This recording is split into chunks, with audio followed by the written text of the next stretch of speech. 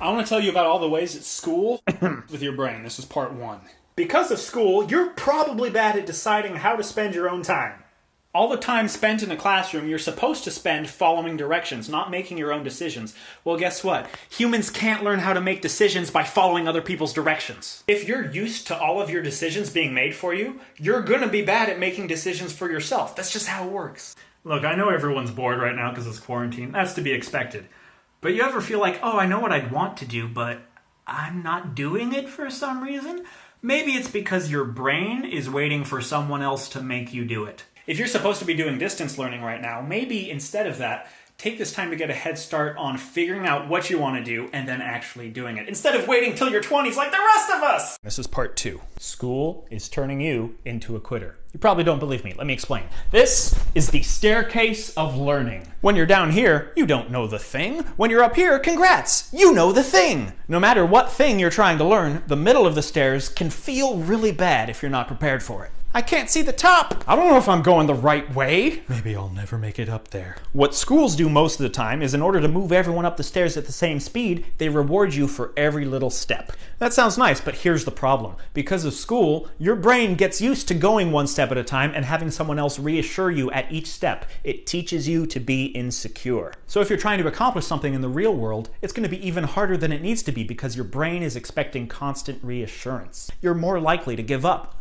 Schools ought to be giving your brain practice dealing with staircases, not depending on steps. Remember that next time your brain tells you to give up. It's part three. School is teaching you not to trust yourself because school does not trust you. Yes, you may have had teachers who really do believe in you if you're lucky, and that's great. But that does not change the fact that the school system decides what you learn, when you learn it, how you learn it, and when you're allowed to go to the bathroom. The institution does not believe that you would choose to learn anything on your own. School does not trust you. It's a huge problem because the more society stops trusting kids, the more it becomes a self-fulfilling prophecy, a self-reinforcing idea. Because school doesn't trust you, they keep you on a narrow track. And because you're on a narrow track, you lose interest in school. And because you lose interest, the school trusts you even less, and so they make the track even narrower, and the cycle continues. And all the while, your brain is at risk of losing faith in learning and losing faith in yourself. But I have good news. The school system is wrong.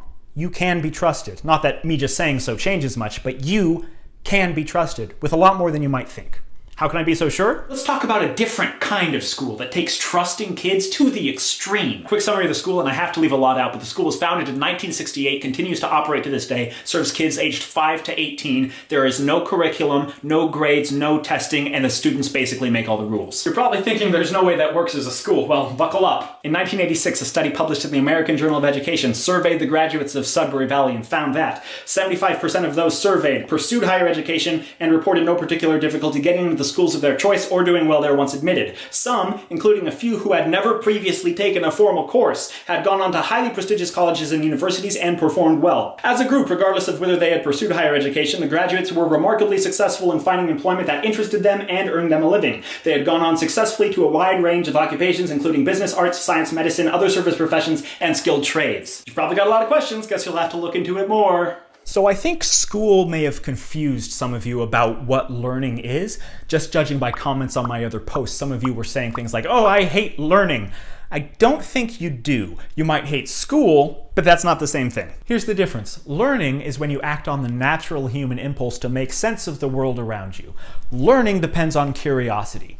Schooling is when adults constantly judge children for how well they do what they're told. Schooling depends on obedience. I'm not saying learning can't happen in school, but way too often, schooling actually gets in the way. Even if your teachers are working really hard to make the content as engaging as possible, all of this stuff is working just as hard to kill your curiosity. Listen, learning is not the product of teaching.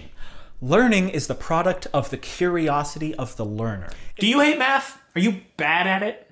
Do you want to know why? The way math is usually taught is awful. It makes students more likely to dislike math and less likely to understand it. See, most math education is procedural. That means see a problem, follow the steps, get an answer. Now practice that 100 times. Some people enjoy that, but most people find it tedious and soul-sucking. A better way to teach math is conceptual. You start by understanding an idea, then you use that idea to invent your own solutions. Now, maybe the best way is to find a balance between the procedural and conceptual. Teachers are certainly pressured to teach that way, but this balanced approach is wrong. Research indicates that teaching procedures can interfere with conceptual understanding. Students who were taught procedures and concepts scored lower on tests than students who were only taught concepts. In one study of 5th graders, the group that was never taught how to use the formula ended up being way better at explaining the formula than the group that was taught how to use the formula. So if you think you're bad at math, you're probably just bad at following pointless, tedious procedures that don't actually matter.